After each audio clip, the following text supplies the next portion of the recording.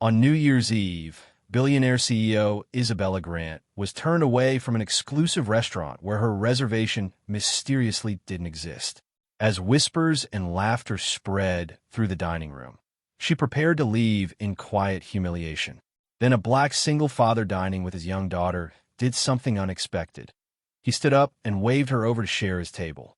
What seemed like a simple act of kindness would soon trigger a corporate conspiracy that threatened to destroy everything Isabella had built. Because what no one in that room knew was that she hadn't been turned away by accident. She'd been tested, and the stranger who just saved her was about to reveal a truth that would change both their lives forever. Just before we get back to it, I'd love to know where you're watching from today, and if you're enjoying these stories, make sure you're subscribed. The city glittered like a jewelry box turned upside down. Fireworks burst over the waterfront in brilliant cascades of gold and silver, their echoes rolling through the downtown streets where limousines and town cars lined up bumper to bumper. Inside restaurants and hotels, champagne flowed freely. Laughter spilled through glass doors. Couples embraced under twinkling lights strung between buildings. Everyone had somewhere to be on New Year's Eve. Everyone belonged somewhere. Isabella Grant stepped out of her black sedan onto the rain-slicked sidewalk and pulled her coat tighter around her shoulders.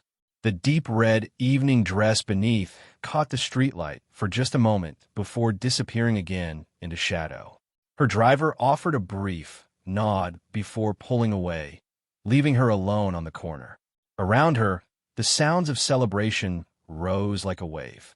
Music thumped from nearby venues. Groups of friends hurried past, arms linked, voices bright with anticipation. She stood perfectly still, watching the restaurant ahead through the floor-to-ceiling windows. Inside, the dining room blazed with warm light. Crystal chandeliers cast soft patterns across white tablecloths. Men in dark suits raised glasses. Women in evening gowns leaned across tables, laughing at jokes she couldn't hear. It looked like a painting of happiness, carefully arranged and perfectly lit. Isabella had been featured on the cover of 3 major business magazines this year alone. Her face had appeared on financial news networks around the world. She ran a tech and finance empire worth billions, employed thousands of people, and had been called one of the most powerful women in the country. Yet here she stood completely alone, watching strangers celebrate through glass. She took a breath and walked toward the entrance. The doorman opened the heavy glass door with a practiced smile. Warm air rushed out, carrying the scent of expensive wine and roasted garlic. Isabella stepped inside and immediately felt the shift. Conversations continued, but eyes flickered toward her. A few heads turned. Recognition rippled through the space like a stone dropped in still water. She ignored it and approached the host's stand, where a young woman in a black dress looked up with a bright, professional expression. "Good evening. Welcome to Belmont." The host's smile was perfect, rehearsed. "Do you have a reservation?" "Yes." Isabella Grant. 8 o'clock. The host tapped on her tablet, scrolling through the list. Her smile held. Then it wavered. She scrolled again, slower this time, her eyes narrowing slightly. She looked up at Isabella, then back down at the screen. Her fingers moved faster now, searching. "I'm sorry, could you repeat the name?" "Isabella Grant." The host's cheeks flushed pink. She tapped the screen again, her movements growing more urgent. "Just one moment, please." She turned and hurried toward the back, disappearing through a doorway marked private. Isabella stood at the host's stand, acutely aware of the eyes on her now. A couple waiting near the bar whispered to each other. A man in a gray suit glanced over his shoulder, then leaned toward his dinner companion. She kept her face neutral, her hands folded calmly in front of her. She had learned long ago not to show discomfort in public. Never let them see you uncertain. Never let them see you hurt. A manager emerged from the back, a thin man in his 50s with silver hair and a pinched expression. He approached the host's stand with the host trailing behind him, her face tight with anxiety. The manager offered Isabella a strained smile that didn't reach his eyes. "Ms. Grant, I'm terribly sorry for the confusion." His voice was smooth, controlled. "I've checked our system twice, and unfortunately, I'm not finding your reservation in tonight's bookings." Isabella kept her voice steady. I made the reservation 3 weeks ago. I received a confirmation email. I understand, and I sincerely apologize for the inconvenience. He folded his hands in front of him, the gesture practiced final. However, as you can see, we're fully booked this evening. New Year's Eve is our busiest night of the year. Without a confirmed reservation in our system, I'm afraid there's simply nothing I can do. I have the confirmation on my phone. I'm sure you do, ma'am. But our system is what we rely on, and if it's not in the system, we have no record of it. He glanced past her toward the door, already dismissing her. I'd be happy to call a few other establishments in the area to see if they have availability. Isabella felt the weight of the room pressing against her back. More people were watching now. She could feel their stares like pinpricks on her skin. Someone behind her whispered something, and laughter followed, quickly stifled.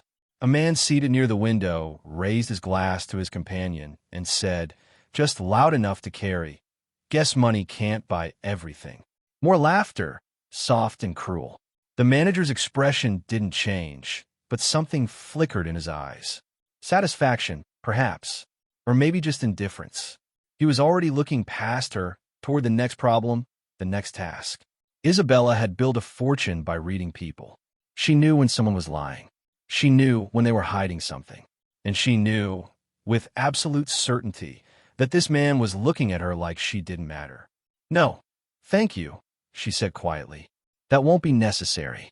She turned and walked toward the door, her heels clicking against the polished floor. The sound felt too loud, too exposed. Every step echoed. Behind her, conversations resumed. The moment passed. She was already forgotten. But as her hand reached for the door, something stopped her. Not a sound, not a word, just a feeling, sharp and sudden, like a thread pulling tight in her chest. This restaurant wasn't just any restaurant. It was a place she and David had come every New Year's Eve for 7 years. The place where he'd proposed, down on one knee beside table 12, while the entire dining room erupted in applause. The place where they'd celebrated every major milestone, every victory, every quiet moment when the rest of the world felt too loud. David had been gone for 3 years now. A car accident on a wet road. Sudden, senseless, final. And this was the first year she'd come here alone. She hadn't come for status. She hadn't come to be seen. She'd come because the thought of starting another year in her empty penthouse, surrounded by silence and expensive furniture, felt unbearable. She'd come because this place held memories, and memories were the only thing that made her feel less alone.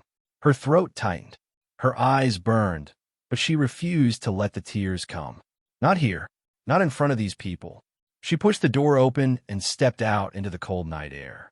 Behind her, inside the warm glow of the restaurant, life continued. But in a quiet corner near the back, away from the spotlight and the noise, sat a man most people didn't notice. Caleb Wright sat at a small table tucked against the far wall, his dark suit clean and well-fitted but unremarkable. He wasn't trying to stand out. He never did. Beside him, his daughter, Ava, carefully folded her napkin into a triangle, her small hands precise and deliberate. She wore a purple dress with white flowers embroidered along the hem, and her hair was pulled back into 2 neat braids. She looked up at her father with bright, curious eyes.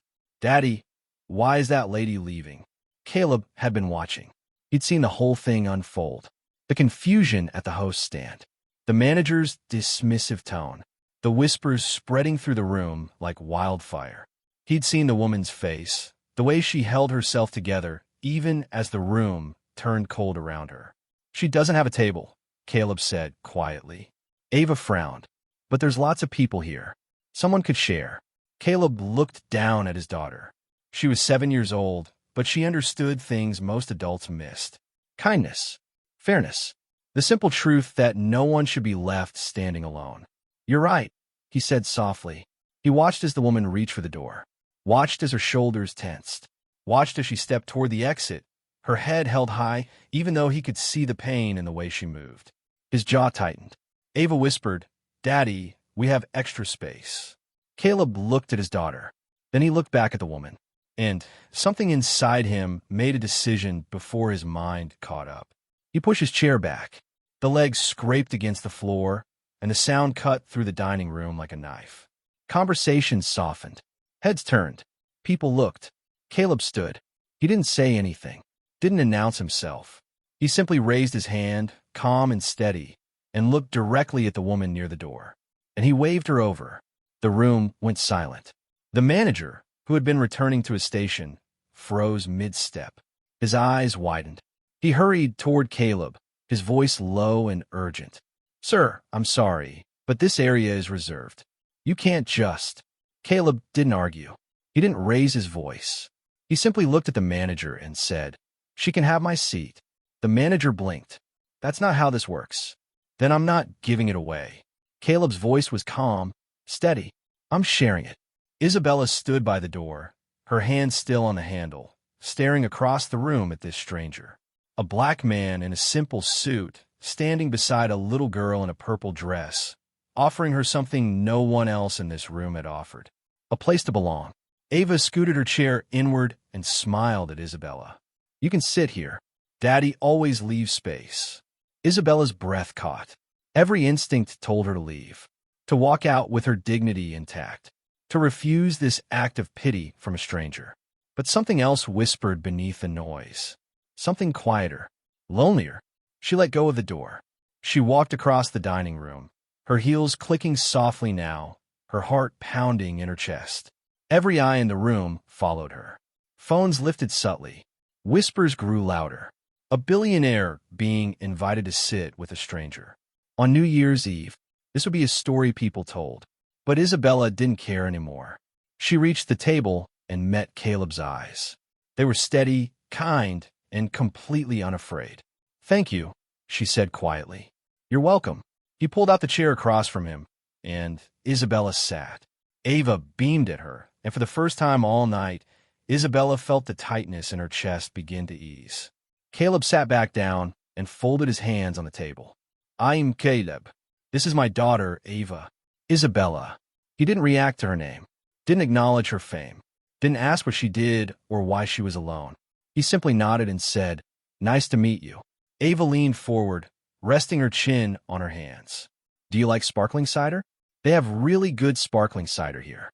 Isabella smiled. A real smile, small but genuine. "I haven't tried it yet." "You should. It's almost as good as the real stuff, Daddy says." Caleb's mouth twitched with the hint of a smile. "That's what I tell her." A waiter appeared, clearly uncertain how to proceed. Caleb simply asked for another glass in another setting. The waiter hesitated, glanced toward the manager, then nodded and hurried off. Isabella looked around the table. It was small, tucked away from the main flow of the dining room. The lighting was softer here, quieter. It wasn't the kind of table powerful people fought over. It wasn't meant to be seen. "This is a nice spot," she said. Caleb shrugged. "Ava likes it. She says the corner is cozy." "It is cozy," Ava confirmed. "And you can see everyone, but they can't really see you."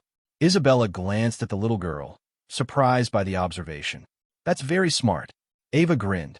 "Daddy says I'm perceptive." "She is," Caleb said quietly. The waiter returned with the glass and silverware, setting them down with a stiff professionalism that barely concealed his confusion. As he left, Isabella found herself relaxing, just slightly. The tension that had coiled around her spine began to loosen. "So," Caleb said, his voice easy, conversational, "what brings you here tonight?" Isabella hesitated. She could lie. She could give the polished, practiced answer she gave to journalists and board members. But something about this man, about the way he looked at her without expectation, made her tell the truth. "I used to come here with my husband. Every New Year's Eve." Her voice was soft, careful. "This is the first time I've come alone." Caleb's expression shifted, just slightly. Understanding. Not pity. Just quiet recognition. "I'm sorry," he said simply. "Thank you." Ava looked up at her father, then at Isabella. "My mom died when I was really little." The words hung in the air, simple and devastating. Caleb's hand tightened slightly around his glass, but his face remained calm. "She did. I don't remember her much," Ava continued, her voice matter-of-fact in the way only children can be. "But Daddy says she was really nice. And funny. She was," Caleb said softly. Isabella felt something twist in her chest. A sharp, unexpected ache. She looked at this man, this stranger, and saw something she recognized. Loss. The kind that didn't go away. The kind you just learned to carry. I'm sorry, Isabella said. Caleb met her eyes. Thank you. They sat in silence for a moment, the noise of the restaurant swirling around them. But at this small table, in this quiet corner, the world felt smaller, more manageable. Ava broke the silence by asking Isabella about her dress, which led to a conversation about favorite colors, which led to Ava explaining her theory that purple was the best color because it was both calm and exciting at the same time. Isabella found herself laughing, genuinely laughing, for the first time that night. Caleb watched his daughter with quiet affection, occasionally adding a comment, but mostly letting Ava lead the conversation. He had an easy presence, calm and unhurried. He didn't fill silences with nervous chatter. He didn't perform. He just was. Isabella realized, with a strange jolt, that she couldn't remember the last time someone had spoken to her like this. Like a person, not a CEO, not a billionaire, not a symbol of power or success. Just a woman sitting at a table on New Year's Eve. So what do you do, Caleb? Isabella asked, genuinely curious now. Caleb smiled faintly. I take care of my daughter. And Isabella prompted. He paused, choosing his words carefully. And I fix complicated problems people pretend can't be fixed. Isabella raised an eyebrow. What kind of problems? The kind that live in shadows. It wasn't a real answer, but something in his tone told her it was all she'd get for now. She didn't push. Instead, she found herself studying him more closely. The calm confidence. The way people passing by their table occasionally glanced at him, then quickly looked away. The way the manager had backed off the moment Caleb stood his ground. This man wasn't just kind. He was something else entirely. Across the room, a sharply dressed man in a charcoal suit sat at a premium table near the window. He had been watching Isabella since she walked in, and now his eyes lingered on Caleb. His smile faded. He set down his glass and leaned back in his chair, his mind working through calculations Isabella couldn't see. Back at the small corner table, Ava told a story about a bird that had landed on their apartment balcony that morning. She described it in elaborate detail, complete with sound effects and hand gestures. Isabella laughed, a real, unguarded laugh that surprised her. Caleb watched her, his expression unreadable. You have a beautiful laugh, he said quietly. Isabella looked at him, startled. Thank you. You should use it more often. Something in his voice made her throat tighten again, but this time it wasn't from sadness. The waiter returned with their meals, and they ate together, the conversation flowing easily now. Ava asked Isabella questions about her favorite foods, her favorite places, her favorite books. Caleb added his own observations, thoughtful and precise. And slowly, without Isabella realizing it, the loneliness that had been pressing against her chest all night began to lift. For the first time in years, she didn't feel alone. As the evening wore on and midnight approached, the restaurant grew louder. Champagne bottles popped. Music swelled. People gathered near the windows to watch the fireworks. But at the small corner table, time moved differently. Isabella looked at Caleb and Ava and felt something she hadn't felt in a very long time. Gratitude. Thank you, she said again, her voice quiet but firm. For this. For tonight. Caleb met her eyes, and for a moment, she saw something deeper there. Something she couldn't quite name. You're welcome, Isabella. And in that moment, as the world prepared to count down to a new year, Isabella Grant realized that the most powerful thing she'd received all night wasn't a table. It was kindness from a stranger who saw her not as a billionaire, but as a woman who didn't want to be alone. Isabella had shared a meal with Caleb and Ava, finding genuine laughter and connection at their corner table. As midnight approached, the mystery surrounding Caleb deepened, and Isabella began to realize this kind stranger was far more than he appeared to be. The restaurant hummed with anticipation now. Waiters moved quickly between tables, refilling champagne flutes and clearing dessert plates. Somewhere near the bar, someone started playing soft jazz on a piano. The melody wove through the conversations, gentle and unhurried. Isabella found herself relaxing in a way she hadn't in months, maybe years. The tension that normally lived in her shoulders had eased. Her breathing felt deeper, easier. Ava was telling another story, this one about a class project where she'd built a model city out of cardboard and tape. Her hands moved through the air as she described the tiny buildings and streets, her eyes bright with pride. Isabella listened with genuine interest, asking questions that made Ava's smile grow wider. Caleb watched them both, his expression calm but attentive.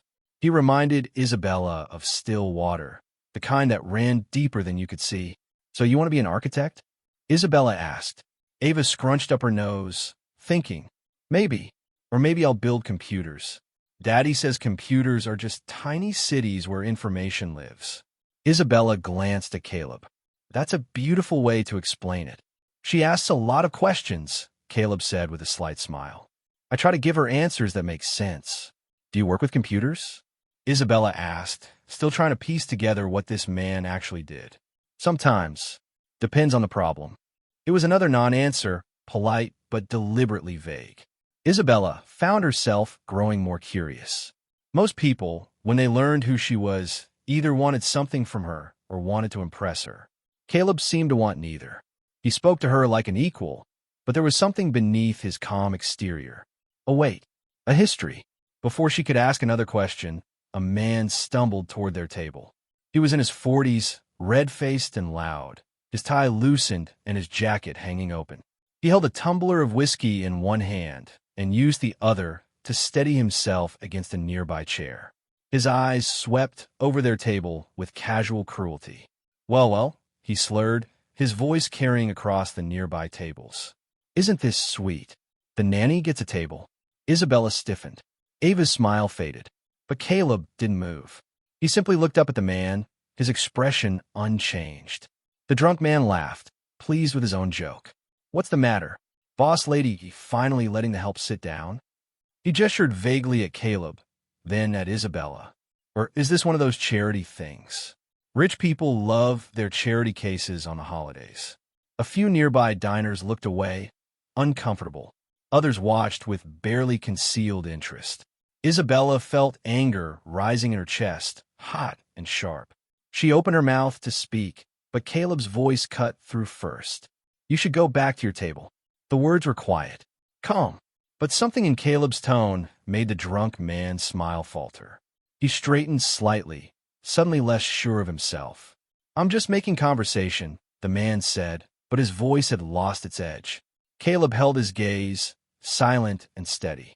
The seconds stretched. The drunk man shifted his weight, uncomfortable now under that unwavering stare. Something passed between them, something Isabella couldn't quite name. Authority, warning, the kind of presence that didn't need to be loud to be felt. The drunk man cleared his throat. Whatever. Happy New Year. He turned and walked away, moving faster than his drunkenness should have allowed. He didn't look back. Isabella exhaled slowly. That was rude. Ava finished, her small voice matter of fact. Yes, Isabella agreed. Caleb picked up his water glass and took a sip as if nothing had happened. Some people forget their manners when they drink. But Isabella had seen what happened. The shift. The way the drunk man had backed down without argument. It wasn't just confidence. It was something deeper. Something practiced. You handled that well, she said carefully. Caleb shrugged. No point in making a scene. Ava tugged on her father's sleeve. Daddy used to work in places where people were mean all the time. Caleb's hand gently covered his daughter's. Ava, you did. Ava insisted. You told me you had to deal with difficult people. That's true, Caleb said, his voice patient. But we don't need to talk about that tonight. Isabella caught the deflection, the gentle steering away from whatever Ava was about to reveal. Her curiosity sharpened. What kind of places? Caleb met her eyes. For a moment, she thought he might deflect again, but something in his expression shifted, as if he'd made a decision. Big companies, government agencies, places where the stakes were high and people played dangerous games. What did you do for them? Solve problems they couldn't solve themselves. What kind of problems? Caleb paused, choosing his words with care. The kind where money and power collide, where people hide things they shouldn't, where the truth gets buried under layers of paperwork and silence. Isabella felt something click in her mind. You were a consultant. Something like that. But not anymore. No, not anymore. Ava looked up at her father, her expression serious beyond her years. Mommy died and everything changed. The table went quiet. Caleb's jaw tightened slightly, the only sign of emotion crossing his otherwise calm face. He looked down at his daughter with something that might have been pain or love or both. Yes, he said softly. Everything changed. Isabella felt the weight of those words. She understood them in a way most people wouldn't. When David died, her entire world had fractured. The life she'd built, the future she'd imagined, all of it had disappeared in an instant.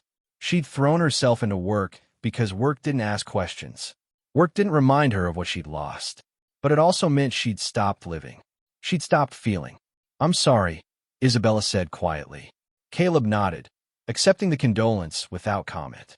Then he looked at her with those steady eyes, and she felt seen in a way that was both uncomfortable and strangely comforting. Some worlds aren't safe for children, Caleb said. So I walked away. That must have been difficult. It was necessary. Before Isabella could respond, another man approached their table. This one was different. Sober, well-dressed in an expensive navy suit. His approach was deliberate, measured. He stopped a respectful distance away and addressed Caleb directly. Mr. Wright. Caleb looked up, his expression unreadable. Mr. Brennan. The man, Brennan, nodded politely. His eyes flicked to Isabella for just a moment, recognition sparking there, before returning to Caleb. I didn't expect to see you here tonight. It's New Year's Eve, Caleb said simply. Everyone deserves to celebrate. Brennan smiled, but it didn't reach his eyes. Of course. I just meant, it's been a while since you've been in circulation. I prefer it that way. I'm sure you do. Brennan glanced around the restaurant, his gaze sweeping across the other diners before settling back on Caleb. There are a lot of people here tonight who remember what you did. Some who still owe their careers to you. Their lives even. Caleb's expression remained neutral. That was a different time. Was it? Brennan's voice dropped slightly. Some debts don't expire, Mr. Wright. Isabella watched this exchange with growing fascination. The dynamic between these two men was complex, layered with history she didn't understand. Brennan spoke to Caleb with a mixture of respect and caution, as if he were addressing someone dangerous, someone important. I'm not here for business, Caleb said firmly. I'm here with my daughter. Brennan's eyes softened slightly when he looked at Ava. Of course. I apologize for the interruption. He straightened and nodded to both Caleb and Isabella. Enjoy your evening. He walked away, disappearing into the crowd near the bar. Isabella sat back in her chair, processing what she'd just witnessed. Friend of yours? She asked. Former colleague. He seemed careful around you. Caleb took a sip of his water. People remember what they want to remember. And what do they remember about you? Caleb looked at her for a long moment. The restaurant buzzed around them, loud and alive, but at their table, the world felt very small and very quiet. They remember I was good at finding things people try to hide, Caleb said. Secrets, money, evidence, the truth. Isabella's pulse quickened. You were an investigator. I was a lot of things. And now I'm a father. Caleb's voice was final, a door closing. That's all that matters. Ava, who had been listening quietly, suddenly perked up. Daddy ran really big operations. He told me once that he used to help stop bad people from hurting companies. Caleb's hand moved to his daughter's shoulder, gentle but firm. Ava, that's enough. But it's true, Ava insisted. It is. But some stories are for another time. Isabella felt pieces clicking into place. The calm authority, the way people looked at him, the vague descriptions of his past work. This man wasn't just some consultant or investigator. He'd operated at a level most people never even knew existed. The kind of work that happened in boardrooms and government offices where billions of dollars and powerful reputations hung in the balance. You scared that drunk man without touching him, Isabella said quietly. Caleb met her eyes. I didn't scare him. I just reminded him that some tables aren't worth approaching. And how did you do that? Experience. Isabella leaned forward slightly, her voice low. What did you really do, Caleb? He was quiet for a long moment, weighing something she couldn't see. Finally, he spoke, his voice measured and deliberate. I ran covert operations for corporations and governments. Risk assessment, threat extraction, counterintelligence. When someone powerful wanted to destroy a company or steal proprietary information or bury evidence of wrongdoing, people call me to stop it. He paused. Or sometimes, people call me to do those things for them. The admission hung in the air between them. Isabella felt a chill run down her spine, but not from fear. From recognition. She lived in a world where power moved in shadows, where fortunes were built and destroyed by people most of the world never heard of. She'd always suspected that world had another layer, deeper and darker. And now she was sitting across from someone who'd lived in it. Why did you stop? She asked. Caleb's expression hardened, just slightly. Because my wife was killed. A robbery, they said. Wrong place, wrong time. His voice was flat, controlled. But 6 months later, I found evidence it wasn't random. Someone wanted me to know they could reach me, that they could hurt what I love. Isabella's breath caught. Ava looked down at her hands, her small fingers twisting the napkin in her lap. So I disappeared, Caleb continued. Changed our lives. Moved to a different city. Started over. Because the only thing that matters to me is sitting right here. He looked at his daughter with fierce, protective love. And I will never let that world touch her again. Isabella felt tears prick her eyes. She understood, in that moment, what it meant to lose everything and choose to rebuild with only the pieces that mattered. She'd lost David and buried herself in work. Caleb had lost his wife and buried himself in his daughter. 2 different paths. Same pain. I'm sorry, she whispered. So am I. They sat in silence for a moment, the weight of shared grief settling over the table. Around them, the restaurant grew louder. Midnight was approaching. People were gathering near the windows. Champagne corks popped. Laughter rose like fireworks. But Isabella barely noticed. Her mind was racing. Caleb had run operations like the ones she'd only heard whispers about. He'd moved in circles of power and danger. And now he was here at this quiet corner table, living a simple life with his daughter. Except he'd just helped her tonight. A woman turned away at the door. A woman he'd recognized. You knew who I was, Isabella said suddenly. Caleb didn't deny it. Yes. When? The moment you walked in. Isabella's pulse quickened. Then why did you help me? Caleb looked at her, his eyes steady and honest. Because you were alone. And no one should be alone on New Year's Eve. That's the only reason. He hesitated, just for a fraction of a second. No. Then what? Caleb glanced at his daughter, then back at Isabella. Because a long time ago, someone helped me when I had nothing. When I was drowning and didn't think I'd make it out. His voice softened. A woman running a tech startup gave me a second chance. Hired me when no one else would. Saw something in me that I couldn't see in myself. Isabella's heart stopped. When was this? 12 years ago.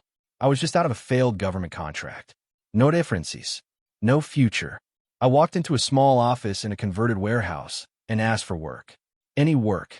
Caleb's eyes never left hers. The CEO interviewed me herself. She didn't ask about my credentials. She asked me what I believed in, what I was willing to fight for. Isabella's mind reeled backward through the years. 12 years ago, she'd been building her first company, a tiny tech startup focused on financial software. She'd been hungry, driven, desperate to prove herself. She'd interviewed dozens of people in those early days. What did you tell her? Isabella asked, her voice barely above a whisper. I told her I believed people deserved to know the truth. That power without accountability was just tyranny in a suit. Caleb smiled faintly. She hired me on the spot. Said I was the first person who'd given her an honest answer. Isabella remembered. God, she remembered. A young man with sharp eyes and quiet intensity. He'd worked for her for 6 months, doing security analysis and risk assessment. He'd been brilliant, meticulous, and then one day he'd left. A better opportunity, he'd said. She'd wished him well and moved on, buried under the avalanche of building an empire. That was you, she breathed. That was me. I didn't recognize you. I was younger. Different. Caleb's expression softened. But I never forgot what you did for me. You gave me a foundation when I had none. You taught me that integrity could exist in business. That power didn't have to corrupt. Isabella felt tears sliding down her cheeks now, hot and unchecked. I barely remember. You wouldn't. You helped a lot of people. Caleb's voice was gentle. But you changed my life. And tonight, when I saw you turned away, alone, I thought maybe it was time to return the favor. The restaurant roared around them. Someone shouted that it was 5 minutes to midnight. Champagne bottles appeared on tables. Music swelled, but Isabella couldn't move. She sat frozen, staring at this man who had once been a stranger, then an employee, then a ghost from her past, and now something she couldn't quite define. "Thank you," she whispered. Caleb nodded. "You're welcome." Ava looked between them, her young face serious. "Daddy says you should always help people who helped you, even if they don't remember." Isabella reached across the table and gently squeezed Ava's hand. "Your daddy is very wise." Ava beamed. "I know." The moment broke, softened by the little girl's pride. Isabella wiped her eyes and laughed, a sound caught between tears and joy. Caleb watched her with quiet understanding, and for the first time all night, Isabella felt something other than loneliness. She felt connection, purpose, hope. But then Caleb's expression changed. Subtle, but Isabella caught it. His eyes shifted, focusing on something past her shoulder. His jaw tightened. The easy warmth in his face cooled into something harder. "What is it?" Isabella asked. Caleb didn't answer immediately. He was staring at a man across the room, the same sharply dressed observer who had been watching them earlier. The man in the charcoal suit who sat by the window. He was looking directly at their table now, his expression unreadable. "Do you know that man?" Isabella asked, following Caleb's gaze. "No," Caleb said slowly. "But he knows you." Isabella studied the man more carefully. Mid-40s, elegant suit, expensive watch. He looked like 100 other executives she'd met over the years. Polished, successful, forgettable. "I don't recognize him," she said. "You should." Caleb's voice had taken on a different quality now. Sharper, more alert. "He's been watching you all night. And he's been watching me." A chill ran down Isabella's spine. "Who is he?" "I don't know yet. But I will." The countdown began. People throughout the restaurant started shouting numbers. 10, 9, 8. Isabella's heart pounded. The warmth and safety of the past hour suddenly felt fragile, threatened by something she couldn't see. 7, 6, 5. Caleb leaned forward, his voice low and urgent. "Isabella, I need to tell you something, and I need you to listen carefully." 4, 3. "What is it?" 2. Caleb's eyes locked onto hers. "Your company is about to walk into something dangerous." 1. The restaurant erupted. Cheers exploded. Champagne sprayed. Fireworks burst outside the windows in brilliant cascades of color and light. People kissed and hugged and shouted Happy New Year with wild abandon. But at the small corner table, Isabella and Caleb sat in absolute stillness. "What do you mean?" Isabella asked, her voice barely audible over the celebration. Caleb's expression was grave. "You have enemies inside your own boardroom." Isabella's blood turned cold. "How do you know that?" "Because I've been tracking financial patterns for the past year. Ghost transactions, shell companies, money moving through networks that shouldn't exist." Caleb's voice was steady, factual. "It all leads back to your company. And it all started 6 months ago." "That's impossible." "I would know." "Would you?" Caleb interrupted gently. "When was the last time you personally reviewed acquisition contracts? Vendor agreements? Offshore holdings?"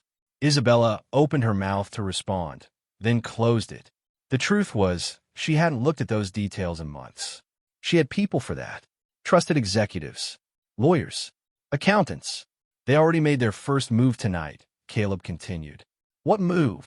"Turning you away from this restaurant." Isabella's mind spun. "That was just a mistake. A reservation error." "No." Caleb's voice was firm. "This restaurant's parent company was quietly acquired 2 months ago. The new controlling interest traces back to shell corporations connected to your own holdings. Someone inside your company orchestrated this. That doesn't make sense. Why would someone? To test you. Caleb leaned closer, his voice dropping even lower. To see if you'd fight back. To see if you'd make noise. To see if you still had allies. He paused. You didn't. You walked away quietly. Alone. That told them everything they needed to know. Isabella felt the room tilting. Fireworks flashed outside, painting the restaurant in shifting colors. Red, blue, gold. But all she could see was Caleb's face, deadly serious, telling her things that couldn't be true. Except they felt true. 3 executives from her original inner circle had died in the past 6 months. Accidents, they said. A car crash. A fall. A sudden heart attack. She'd mourned them, attended the funerals, and moved on because that's what you did. You kept moving. But what if they weren't accidents? Why are you telling me this? Isabella whispered.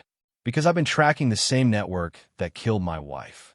And it keeps leading back to your company. Caleb's eyes burned with quiet intensity.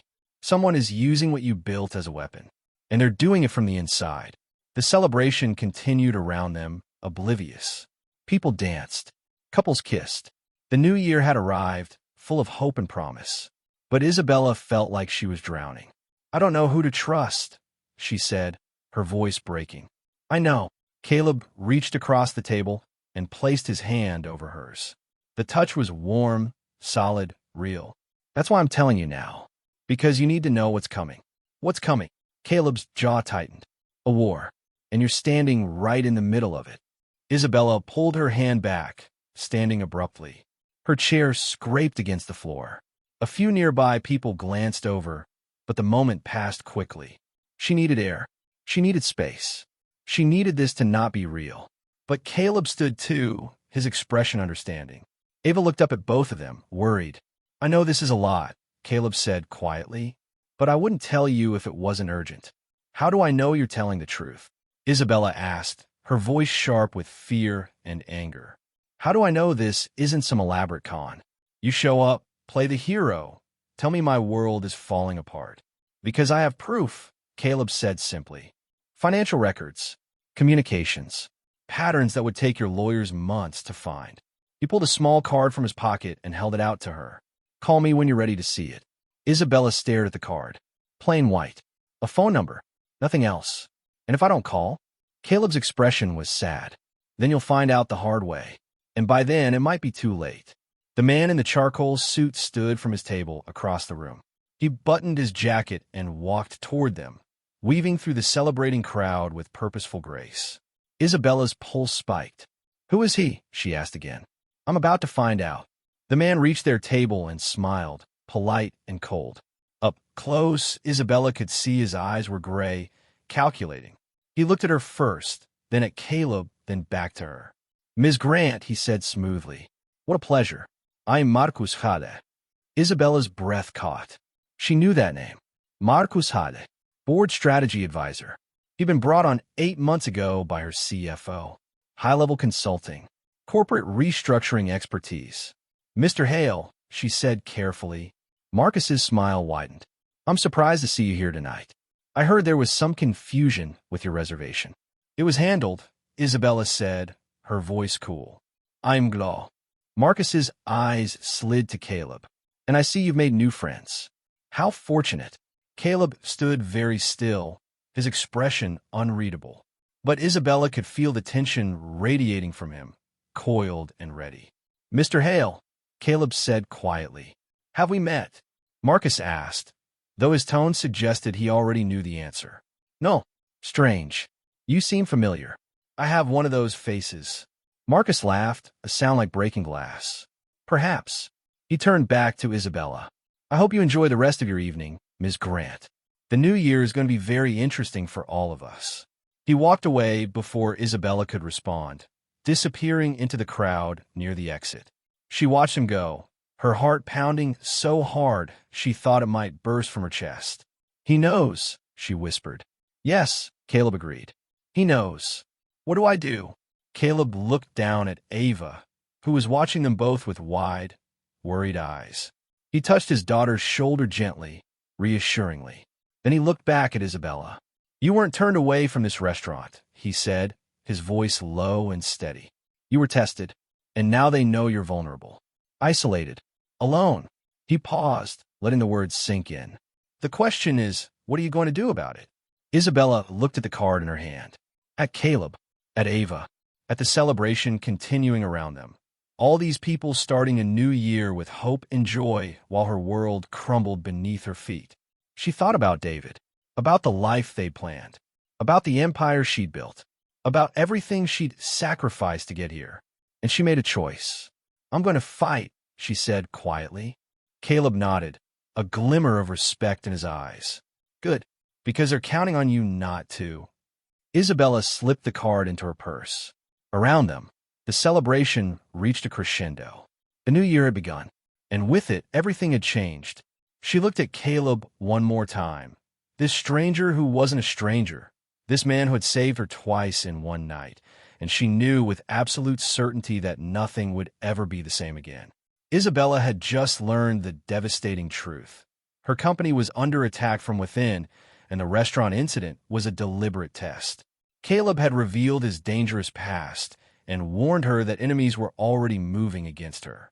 As the new year began, Isabella faced a choice between running or fighting back.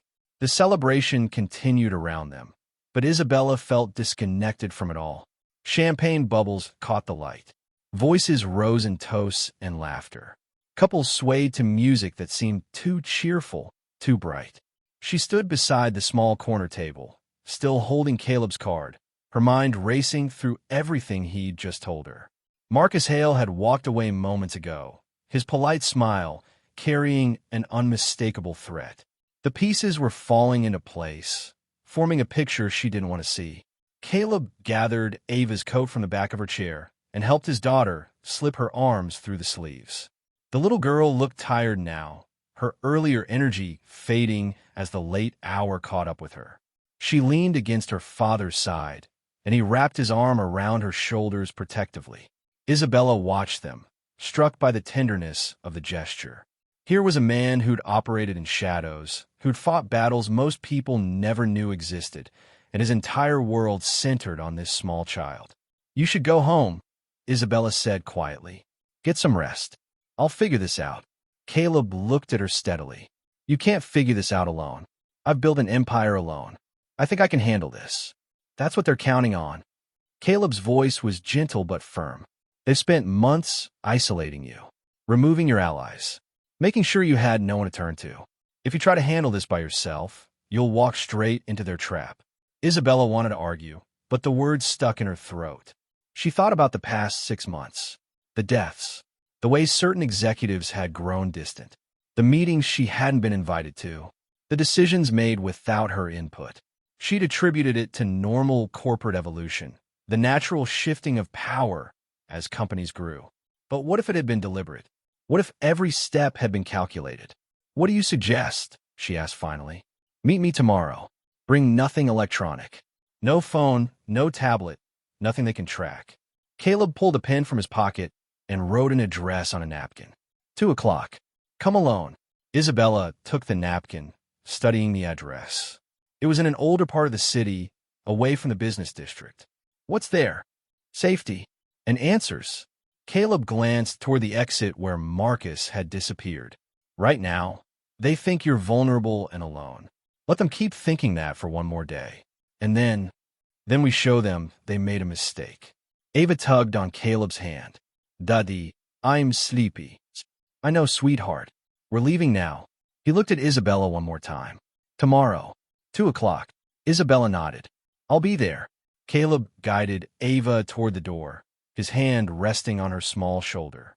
Isabella watched them go, this mysterious man and his daughter, and felt a strange mixture of hope and fear.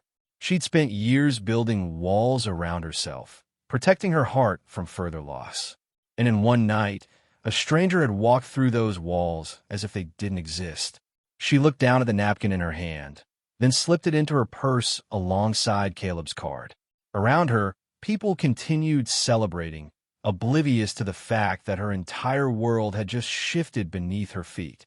Isabella made her way to the exit, declining offers from the valet and choosing to walk despite the cold. She needed to think, needed to process. The city streets were alive with revelers, people stumbling between bars and restaurants, their laughter echoing off the buildings. Car horns honked in celebration. Somewhere in the distance, more fireworks exploded, painting the sky in temporary brilliance. She walked for 20 minutes before finally hailing a cab. As she slid into the back seat and gave her address, she caught sight of her reflection in the window. She looked tired, older than her 42 years. The confident CEO the world knew had cracks showing, visible even in the dim interior light. Her penthouse was dark and silent when she arrived. She kicked off her heels and poured herself a glass of wine, then stood at the floor-to-ceiling windows overlooking the city. Thousands of lights stretched out before her, each one representing lives being lived, choices being made, futures being shaped. Somewhere out there, people were plotting against her, using what she'd built, threatening everything she'd worked for. She thought about calling someone, a lawyer, a security consultant, someone from her board she still trusted. But Caleb's words echoed in her mind. They've spent months isolating you. How could she know who was safe? How could she know who was compromised? Isabella didn't sleep that night. She sat in her living room, watching the sky gradually lighten from black to gray to pale blue. When her phone started buzzing with New Year's messages, she ignored it. She showered, dressed in casual clothes, and forced herself to eat breakfast despite having no appetite. At 1:30, she left her building through the service entrance, wearing sunglasses and a simple coat that didn't draw attention. She took 2 different cabs, switching between them to make sure no one followed. Caleb's caution had infected her, made her see threats in every shadow. The address led her to a converted warehouse in an industrial neighborhood. The building looked abandoned from the outside, its brick facade weathered and worn. But when Isabella approached the side door, it opened before she could knock. A woman stood there, mid-30s, with sharp eyes and an athletic build. She wore jeans and a dark sweater, nothing that suggested corporate polish or professional distance. "Ms. Grant?" the woman asked. "Yes. Come in. They're waiting for you." Isabella followed the woman inside, her heart pounding.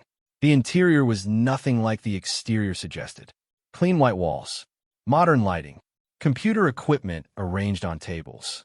Several people worked at various stations, their attention focused on screens displaying data and charts Isabella couldn't decipher from a distance. Caleb stood near the back of the room, studying something on a large monitor. He turned when Isabella entered, and his expression softened slightly. "You came," he said. "You knew I would. I hope you would. There's a difference." Caleb gestured around the space. "This is my team, or what's left of it." The woman who'd let Isabella in extended her hand. "Sarah Beaumont. I used to run financial forensics for the SEC." A younger man with dark skin and neat cornrows looked up from his computer. "Travis Coleman, former NSA data analyst." An older man with gray hair and tired eyes nodded from across the room. "James Patterson. I was a federal prosecutor until I asked the wrong questions about the wrong people." Isabella looked at each of them, then back at Caleb. "What is this?" "People who disappeared from powerful places," Caleb said quietly.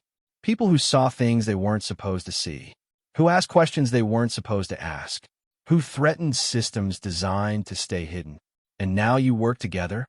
"We survived together," Sarah corrected.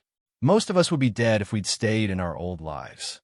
The weight of that statement settled over Isabella like a heavy blanket. These people had given up careers, identities, safety, all because they'd gotten too close to something dangerous. "What did you find?" Isabella asked, her voice barely above a whisper. Caleb pulled up a chair for her. "Sit down.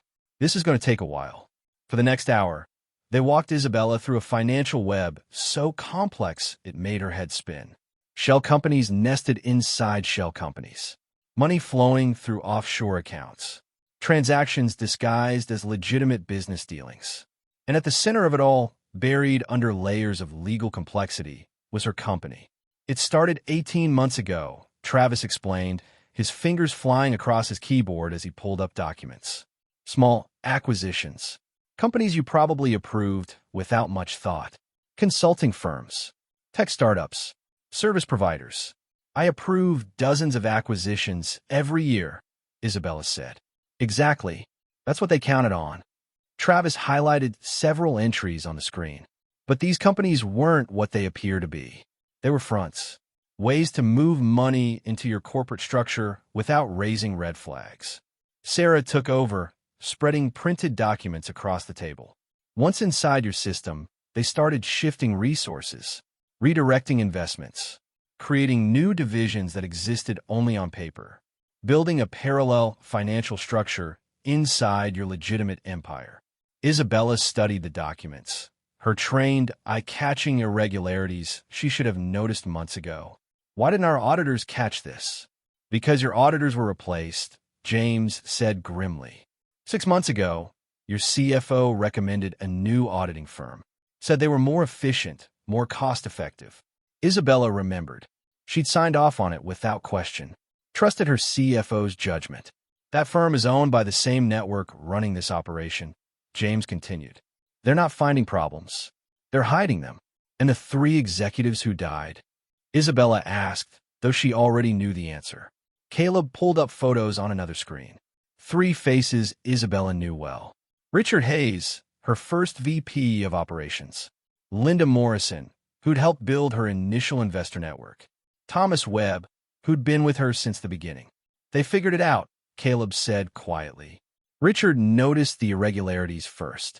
Started asking questions. He died in a car accident 3 weeks later. Linda and Thomas both started digging after that. Linda fell from her apartment balcony. Thomas had a sudden heart attack. Isabella felt tears burning her eyes. They were my friends. I know. Caleb's voice was gentle. That's why they had to die. Because they were loyal to you. Because they would have warned you. Why didn't they come to me before they died? Sarah and Caleb exchanged a glance. Finally, Sarah spoke. They tried. Each of them tried to schedule meetings with you. Private meetings. Urgent meetings. Isabella's blood ran cold. I never got those requests. Exactly. Your assistant filters your calendar. Your assistant was replaced 4 months ago. The room tilted. Isabella gripped the edge of the table, fighting down nausea. Every layer of protection she'd thought she had, every person she'd trusted to guard her interests, had been systematically compromised. She'd been walking through a trap for months, blind and confident. Who's behind this? She asked hoarsely. Caleb pulled up a photo on the main screen. A man in his 60s, distinguished, with silver hair and a warm smile. Isabella recognized him immediately. Richard Hastings, she whispered. Your original financial architect, Caleb confirmed. The man who structured your first major funding round. Who introduced you to key investors.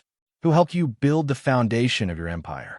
Isabella stared at the photo, memories flooding back. Richard had been more than a business partner. He'd been a mentor, a friend, someone she'd trusted implicitly. When David had voiced concerns about some of Richard's connections, she'd dismissed them. She'd chosen Richard over her husband's warnings. Why? She asked, her voice breaking. Why would he do this? Because you were never the goal, Caleb said quietly. You were the tool. Richard and his network needed a legitimate empire to move their money through. They needed someone brilliant enough to build something real, someone driven enough to never quit, someone isolated enough to not notice what was happening around them.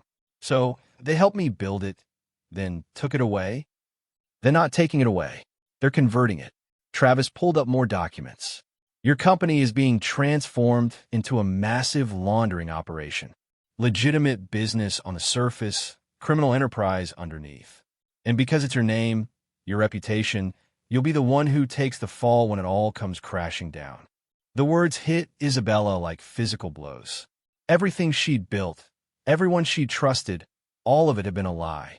A carefully constructed trap designed to destroy her.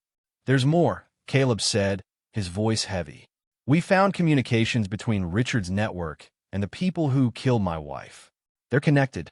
The same operation. Isabella looked at him, seeing the pain in his eyes.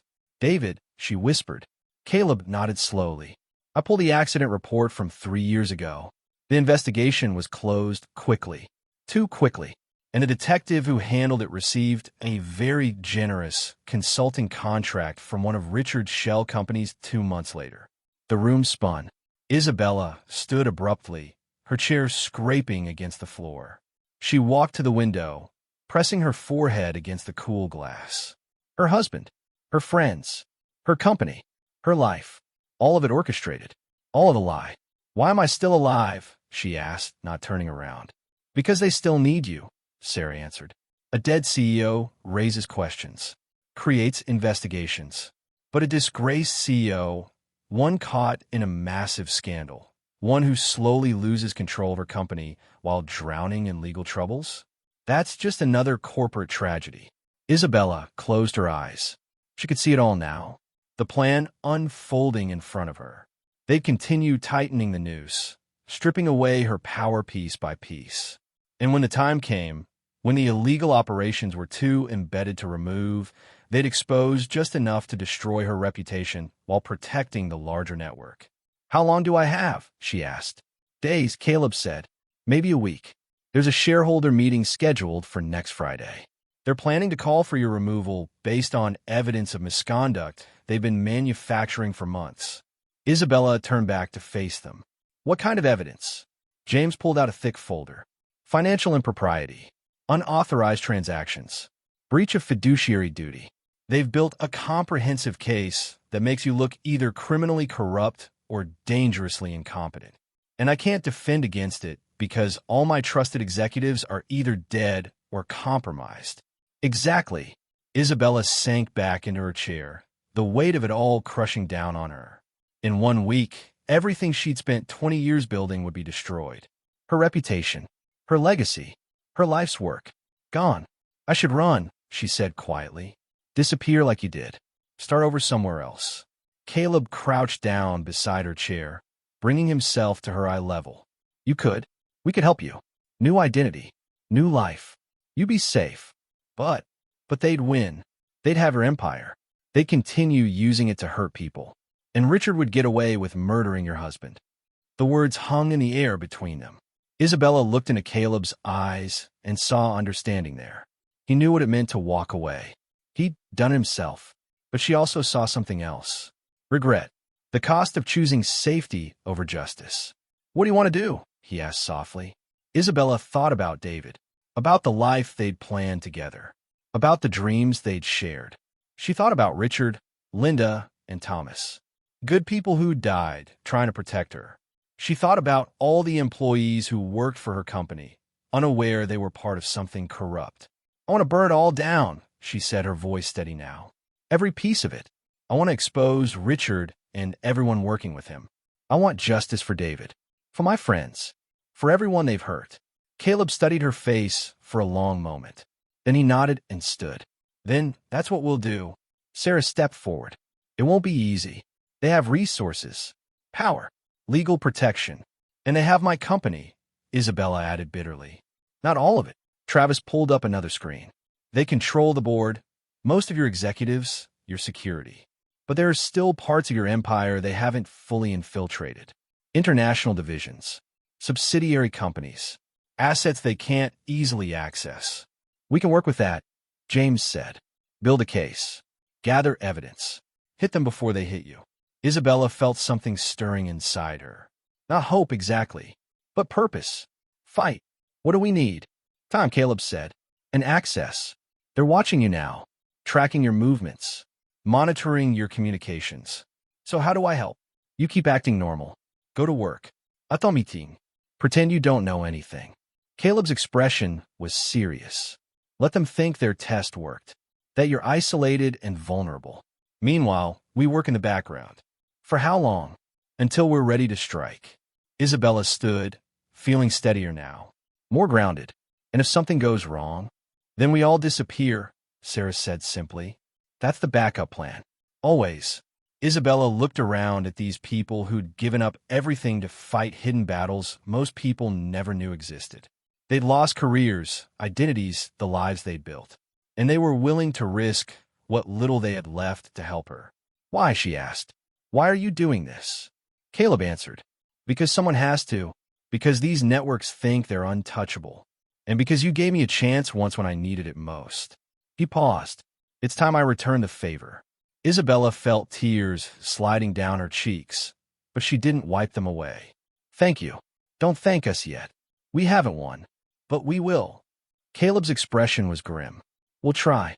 That's all any of us can promise."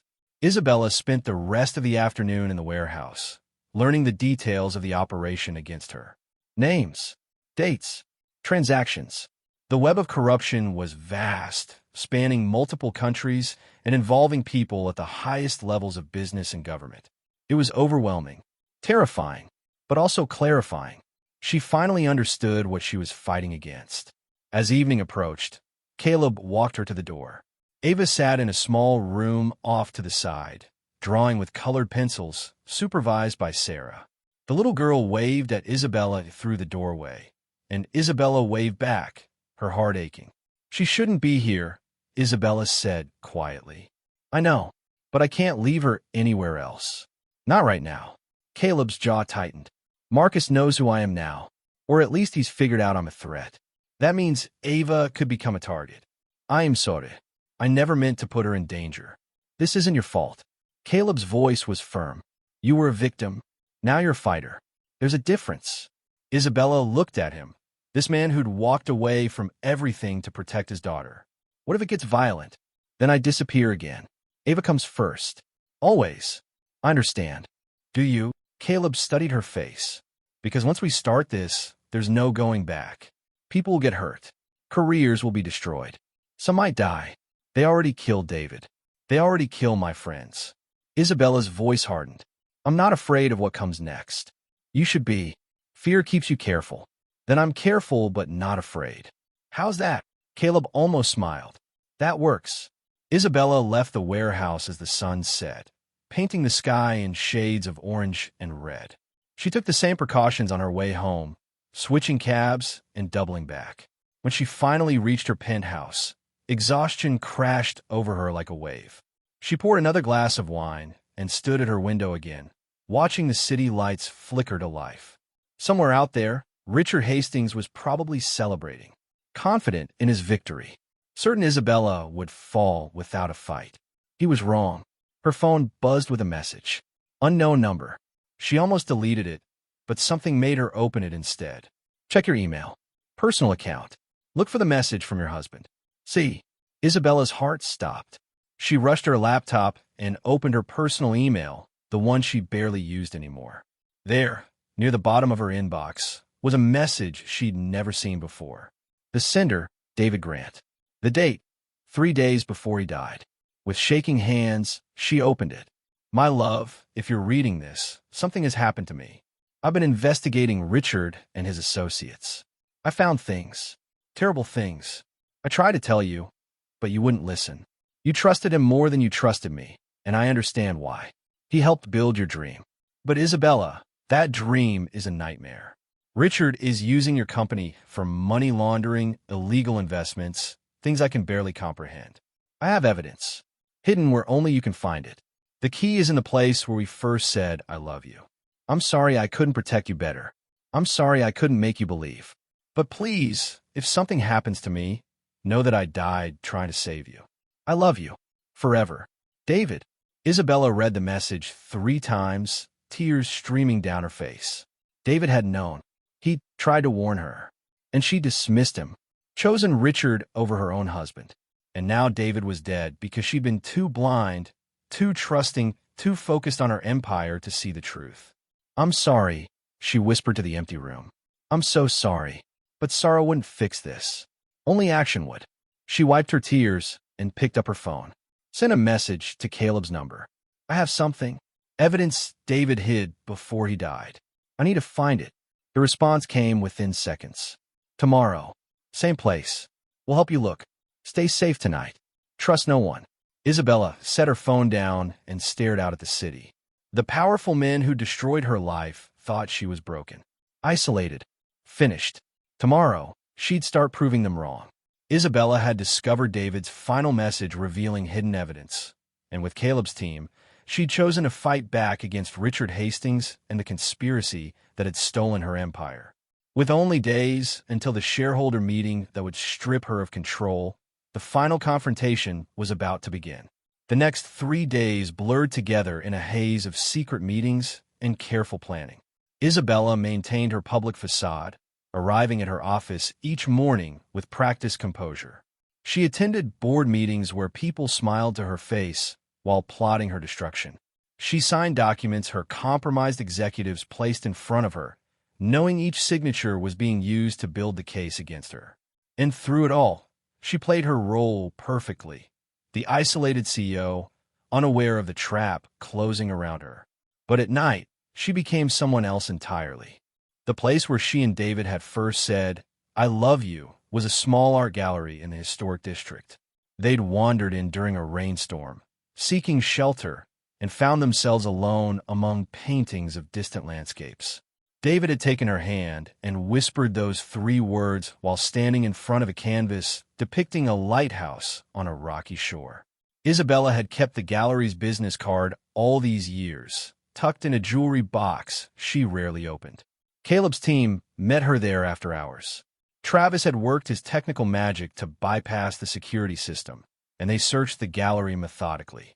It was Sarah who finally found it, a small storage unit behind a false panel in the wall near the painting of the lighthouse. Inside was a USB drive in a waterproof case, along with a handwritten note in David's familiar script. For Isabella, the truth they try to bury. I love you always. Back at the warehouse, they'd spent hours reviewing David's evidence. Financial records, recorded conversations, email chains, photographs of meetings that never appeared on official calendars. David had been thorough, meticulous, building an airtight case against Richard and his network. He died before he could use it, but now his widow would finish what he'd started. "This is incredible," James had said, his prosecutor's instincts coming alive as he organized the evidence. "This is enough to bring down dozens of people, maybe hundreds. Will it hold up in court?" Isabella had asked. "If we present it right, absolutely. But we need to be strategic. Go public too early, and they'll bury it under legal motions. Wait too long, and they remove you from power before we can act." So, when Isabella had pressed, Caleb had answered. At the shareholder meeting, in front of everyone. Make it impossible to hide. Now, as Isabella stood in her bedroom on the morning of the meeting, she felt strangely calm. She'd barely slept, but exhaustion had given way to something clearer. Purpose. She dressed carefully in a navy suit, simple but authoritative. She looked at herself in the mirror and saw her husband's face reflected in her memory. Saw the 3 friends who died trying to protect her. Saw the woman she used to be before grief and isolation had hollowed her out. "I'm going to make this right," she whispered to the empty room. "I promise." Her phone buzzed. A message from Caleb. "Everyone is in position. Remember the plan. Stay strong." Isabella pocketed her phone and left her penthouse for what might be the last time as its owner. The drive to the company headquarters felt surreal. The city moved around her, people going about their normal Friday routines, unaware that in a few hours, one of the largest corporate scandals in decades would explode across the news. The headquarters building rose 40 stories into the clear morning sky, its glass and steel facade reflecting the sun. Isabella had always loved this building. She'd overseen its construction, chosen every detail. It represented everything she'd built, everything she'd achieved. And today, she would either reclaim it or lose it forever. Security waved her through with polite nods. Her assistant greeted her with the usual morning briefing, unaware that Isabella knew about her betrayal. Executives passed in the hallways, their smiles plastic and cold. Isabella returned each greeting with perfect composure, giving nothing away. The shareholder meeting was scheduled for 2 o'clock in the main conference hall on the 20th floor. By 1 o'clock, people were already gathering. Major investors flew in from around the world. Board members arrived in clusters, their body language tense with anticipation. Media representatives waited in designated areas, cameras ready to capture what they'd been told would be a significant corporate announcement. Marcus Hale moved through the crowd like a shark through water, shaking hands and whispering in ears. He wore a charcoal suit that probably cost more than most people's cars, and his smile never reached his cold gray eyes. When he saw Isabella, he approached with practiced warmth. "Ms. Grant, are you ready for today?" Isabella met his gaze steadily. "I'm always ready, Mr. Hale." "Of course you are." His smile widened. "Though I imagine today might be more challenging than most. I've faced challenges before." "Indeed you have. Though I wonder if you've faced anything quite like this." He leaned in slightly, his voice dropping. "It's a shame, really. You built something remarkable. But every empire falls eventually." Isabella felt anger flare in her chest, but kept her expression neutral. "Is that a prediction or a threat?" "Just an observation." Marcus straightened his tie. "Enjoy the meeting, Ms. Grant. I suspect it will be memorable." He walked away, leaving Isabella standing in the hallway with her hands clenched into fists. She took a deep breath, forcing herself to remain calm. Not yet. Wait for the right moment. At 1:45, she received a text from Travis. "All systems compromised as expected. We have control. Ready when you are." Another message followed from Sarah. "Legal team standing by. Federal contacts have been briefed." Then Caleb. "We're here. You're not alone." Isabella looked around the hallway. She didn't see Caleb or any of his team, but knowing they were somewhere in the building steadied her. She checked her reflection in a window, smoothed her hair, and walked toward the conference hall. The room was massive, designed to hold hundreds of people. Rows of seats faced a raised platform where the board members sat behind a long table. Giant screens on either side of the room displayed the company logo and would soon show presentations and documents. Every seat was filled, and people stood along the walls. The air hummed with whispered conversations and barely contained excitement. Isabella took her seat at the center of the board table. To her left sat Marcus and several executives she'd once trusted. To her right, more board members, all of whom had been carefully placed by Richard's network over the past 18 months. She was surrounded by enemies pretending to be allies. At exactly 2 o'clock, the chairman called the meeting to order. He was a distinguished man in his 70s named Harold Bennett, someone Isabella had known for years. He'd been appointed to the board by Richard before Isabella had even realized what was happening. "Thank you all for attending today's special shareholder meeting," Harold began, his voice carrying through the room. "We have serious matters to discuss regarding the leadership and direction of this company." Isabella sat perfectly still, her hands folded on the table in front of her. Harold continued. "Over the past several months, concerns have been raised about certain financial irregularities and management decisions. The board has conducted an internal investigation, and we're here today to present our findings." Marcus stood and approached a podium equipped with controls for the presentation screens. "Ladies and gentlemen, what we're about to show you is deeply troubling. We take no pleasure in presenting this information, but transparency and accountability must be our priorities." The screens lit up with financial documents. Transactions highlighted in red. Account transfers that looked suspicious even to the untrained eye. Marcus narrated each slide with careful precision, building a narrative of corruption and incompetence. Every piece of evidence had been manufactured, but it looked convincing. "Damning. These unauthorized transactions," Marcus said, pointing to one particular slide, "represent a clear violation of fiduciary duty. Millions of dollars redirected without proper board approval, without proper oversight, without any regard for shareholder interests." Murmurs rippled through the audience. Cameras flashed. Reporters typed frantically on their devices. Marcus continued for 20 minutes, each revelation more explosive than the last. Illegal offshore accounts, suspicious vendor contracts, payments to shell companies, and, at the center of it all, Isabella's signature on document after document. "The evidence is overwhelming," Marcus concluded, his voice heavy with false regret. "Ms. Grant has either engaged in criminal misconduct or demonstrated such profound incompetence that she can no longer be trusted to lead this company. Either way, immediate action is required." Harold stood again. We will now open the floor for discussion before calling for a vote on Ms. Grant's removal as CEO. This was the moment they'd been waiting for. The moment when Isabella would be given a chance to defend herself, knowing she had no real defense. The manufactured evidence was too comprehensive, too convincing. They expected her to crumble, to resign quietly to avoid public humiliation, to disappear. Isabella stood slowly. Every eye in the room turned to her. Cameras focused. Silence fell. "Thank you, Mr. Chairman," she said, her voice clear and steady. "I appreciate the opportunity to respond to these accusations." Marcus smiled, confident in his victory. Isabella walked to the podium, and Marcus stepped aside. She took a moment to look around the room, meeting the eyes of people she'd worked with for years. Some looked uncomfortable, others satisfied. A few appeared genuinely concerned. "I've spent 20 years building this company," Isabella began. 20 years of 16-hour days, of sacrifices and difficult choices, of trying to create something meaningful and lasting. She paused. "And I'd be lying if I said I've been perfect. I've made mistakes, trusted the wrong people, overlooked things I should have seen." Marcus's smile widened. She was confessing, admitting fault.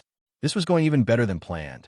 "But the evidence presented today," Isabella continued, her voice hardening, "is not a record of my mistakes. It's a record of someone else's crimes." The room stirred.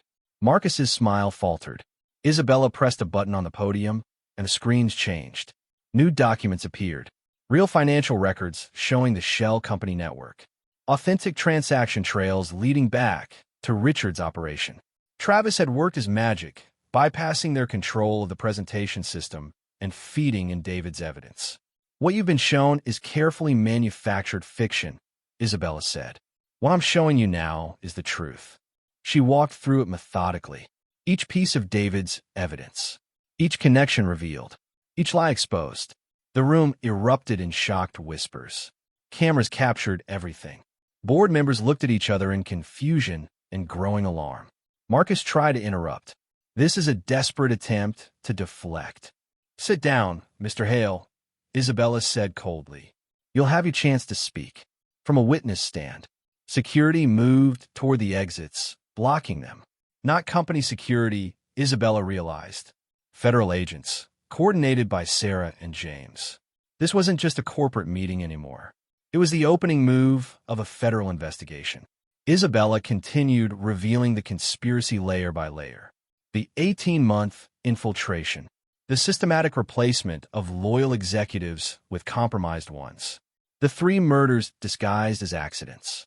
And at the center of it all, the man who'd helped her build everything, then try to take it all away. "Richard Hastings," Isabella said, pulling up his photo on the screen, "used my company as a weapon, used my trust as a shield.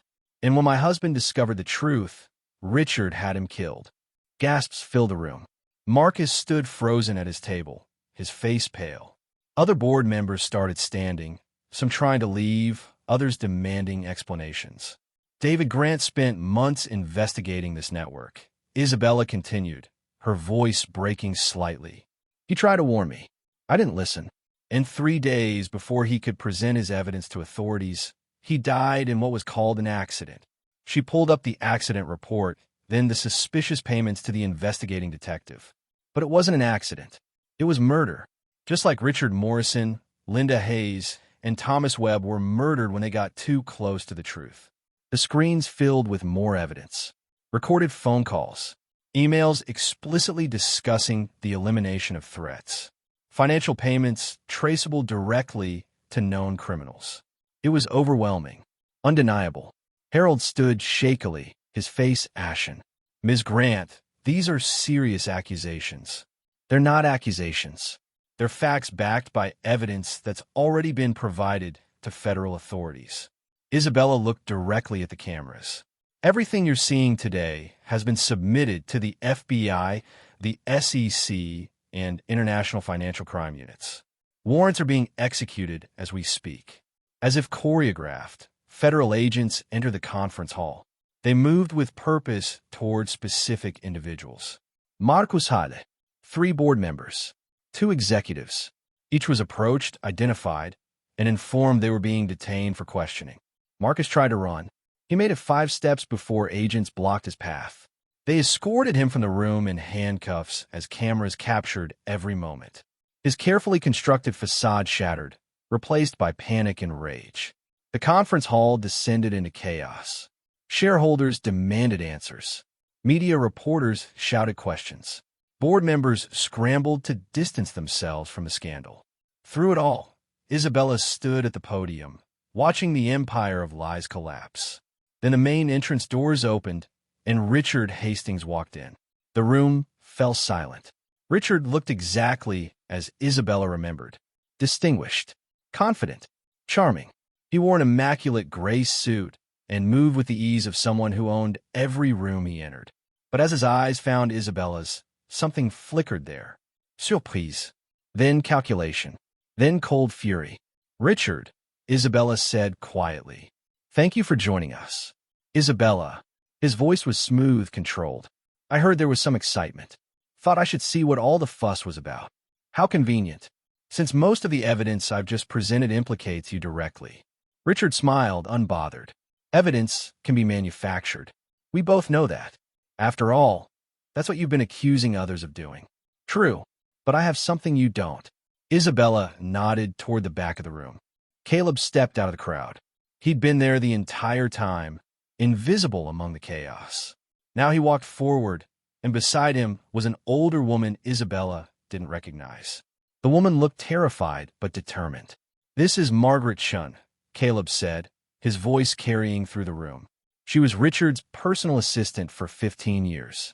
She handled his private communications, his real books, everything he kept off the record. Richard's composure cracked.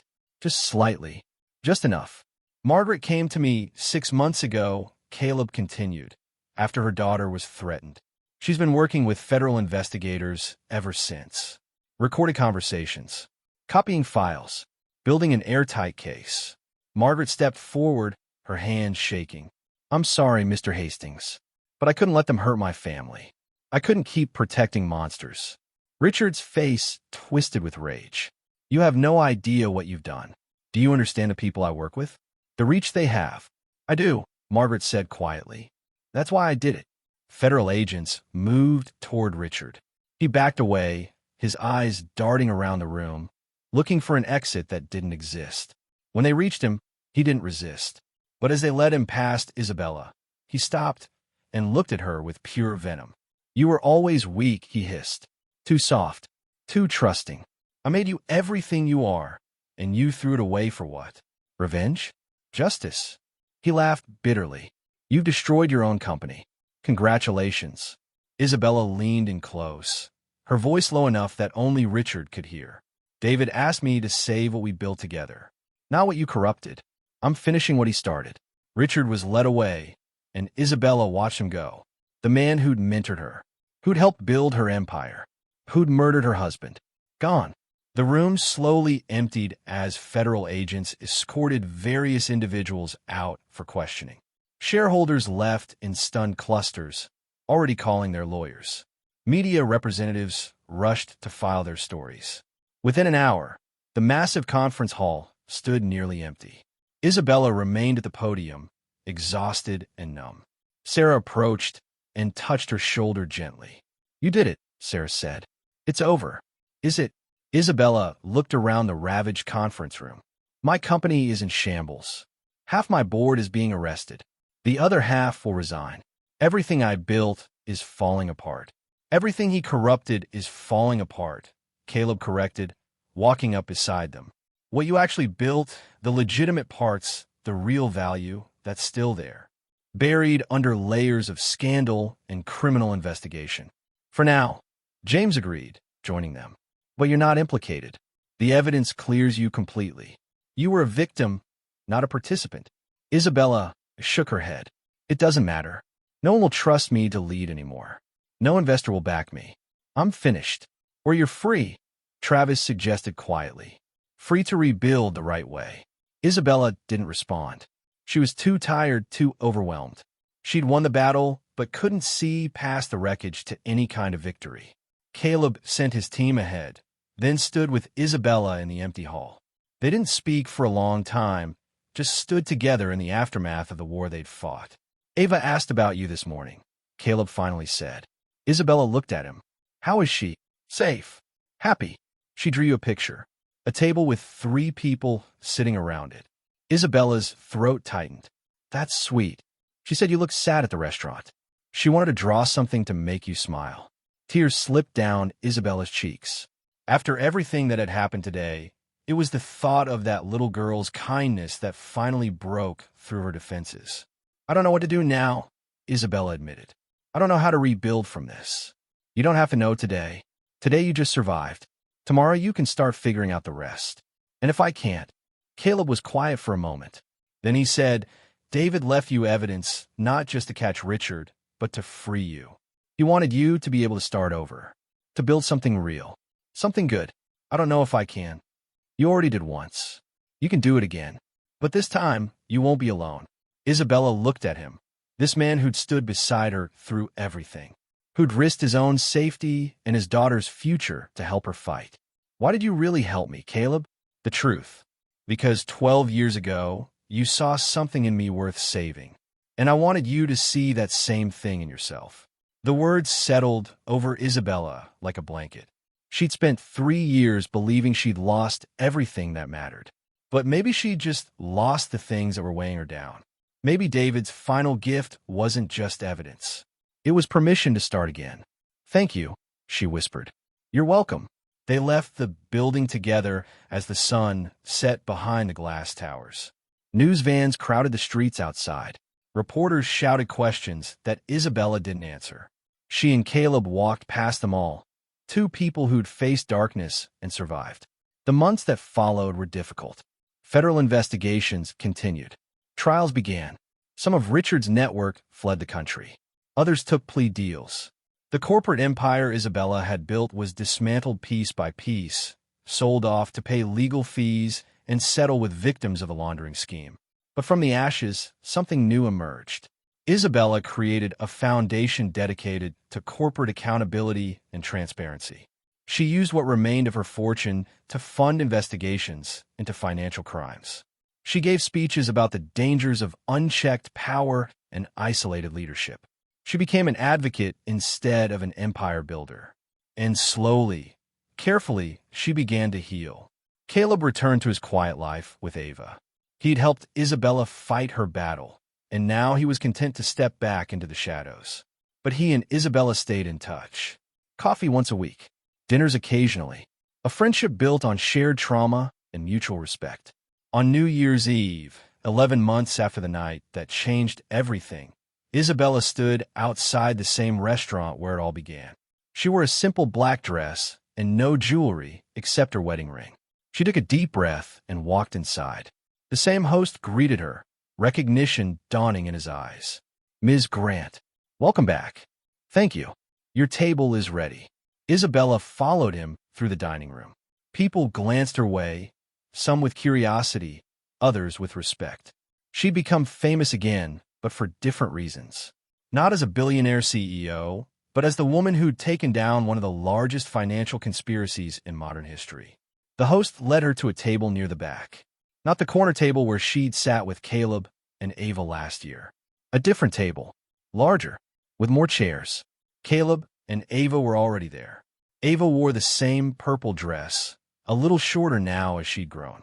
She jumped up when she saw Isabella and ran to hug her. You came, Ava said excitedly. Of course I came. I wouldn't miss it. Caleb stood and pulled out a chair for Isabella.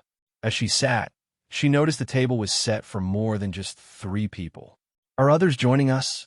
She asked. A few, Caleb said with a slight smile. Over the next 10 minutes, they arrived. Sarah and her wife. Travis with his boyfriend. James and his teenage son. Margaret and her daughter. Caleb's team, the people who'd risked everything to help her fight. They gathered around the table, greeting each other warmly, settling into chairs with easy familiarity. Isabella looked around at these people who'd become her family, not through blood or business, but through shared purpose and mutual courage. This is nice, she said softly. It is, Caleb agreed. As the evening progressed, they ate and talked and laughed. They didn't discuss the trials or the investigations or the still unfolding consequences of what they'd exposed. They talked about normal things, hopes and dreams and plans for the future. They were just people sharing a meal on New Year's Eve. When midnight approached, the restaurant grew quiet. The countdown began. 10, 9, 8. Isabella looked around the table at these faces she'd come to love. A year ago, she'd been alone in this restaurant, turned away and humiliated. Now, she sat surrounded by people who'd chosen to stand with her when standing meant risking everything. 7, 6, 5. Ava reached over and took Isabella's hand. On her other side, Caleb did the same. 4, 3, 2. Happy New Year, someone said. 1. The restaurant erupted in cheers. Champagne corks popped. Fireworks exploded outside the windows. But Isabella barely noticed. She was looking at Caleb and Ava, tears streaming down her face, overwhelmed by gratitude. "Thank you," she whispered, though the words felt inadequate for everything they'd given her. Caleb squeezed her hand. "You don't have to thank us. Ido, you saved my life. You saved your own life. We just reminded you how."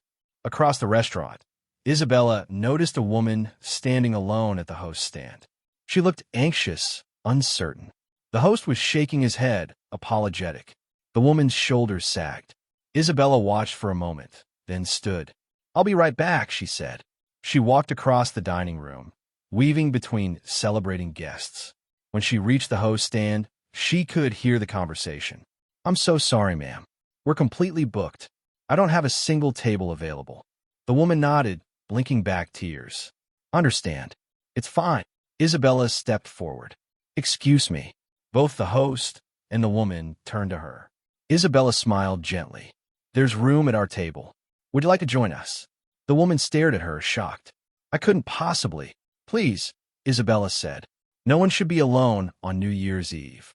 The woman's eyes filled with tears. "Are you sure?" "I'm sure." Isabella held out her hand. "I'm Isabella." The woman took her hand, her grip uncertain but grateful. "Karen. Welcome, Karen. Come meet my family."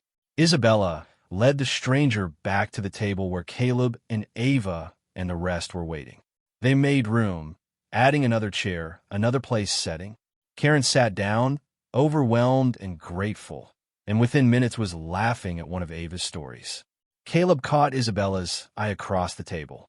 He didn't say anything, but his expression said everything. Proud, warm, understanding. Isabella had lost an empire, lost people she loved, lost years of her life to grief and isolation. But sitting here now, surrounded by genuine connection and hard-won peace, she realized she'd gained something far more valuable. She'd gained herself back. The celebration continued into the early hours of the morning. When it finally ended and people began gathering their coats, Isabella stood outside the restaurant with Caleb. Ava had fallen asleep against her father's shoulder, tired but content. "This was perfect," Isabella said. "It was," Caleb agreed. "Same time next year." "Same time next year." Isabella looked up at the stars barely visible through the city lights. Somewhere up there, she imagined David looking down. Proud, relieved, at peace. "I kept my promise," she whispered to the sky. "I made it right." The wind carried her words away, and Isabella smiled. She'd started a new year alone and afraid. She was ending it surrounded by love and purpose. The journey between had been painful, but it had also been necessary.